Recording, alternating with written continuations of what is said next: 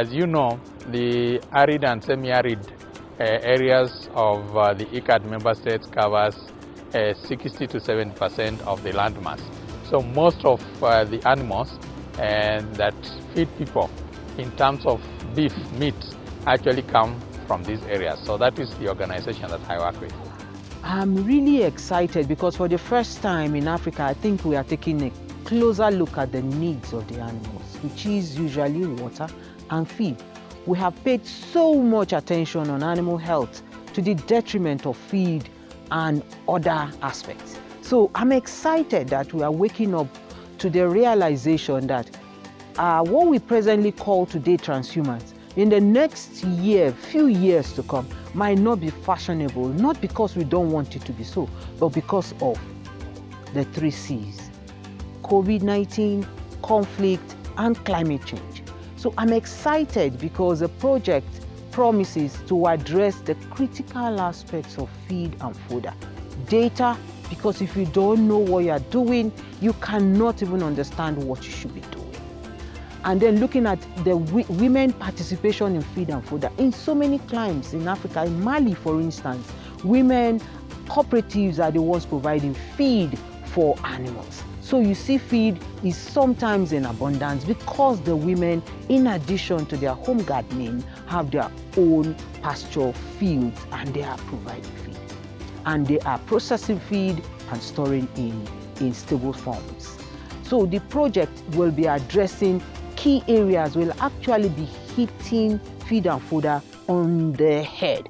And if we as countries are able to implement this project with support from IBA and all the other RECs, then we will be going far in bringing to the fore the importance of feed and fodder, and knowing that a well-fed animal is unlikely to fall sick.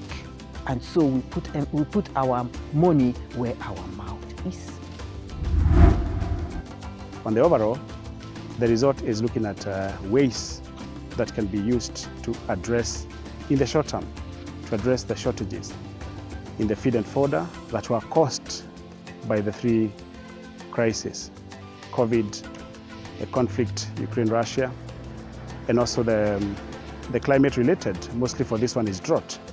We have lost so many livestock, and there are still many other related crises that has come as a result of these 3. So it's a compounded effect that has caused a huge shortage in the feed and fodder available in the countries, and therefore this resort now looks at the models that can be used to address these shortages in an emergency response in the short term.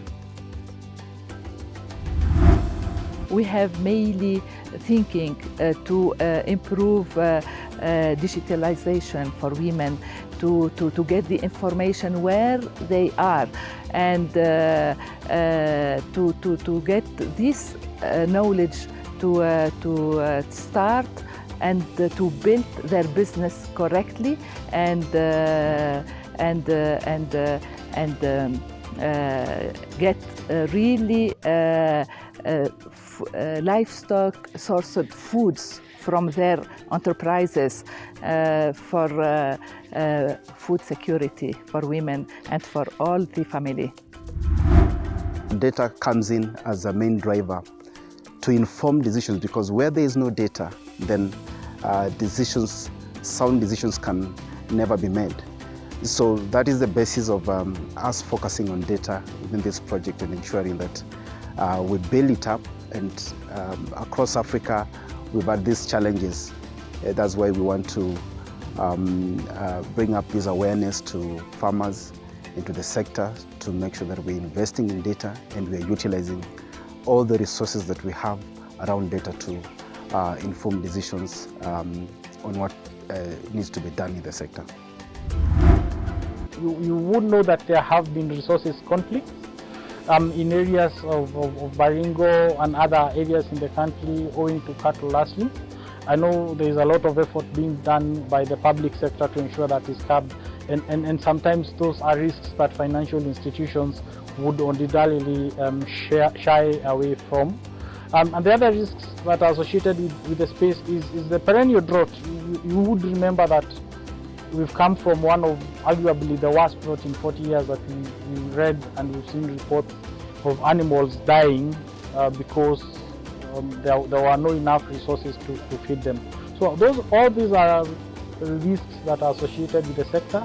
The more important thing is to say which one of those can we mitigate, and more importantly, can we encourage as a bank and as an industry more of climate smart agricultural practices, even in these value chains that will see us being sustainable and being able to meet the needs of the markets as the fall needs.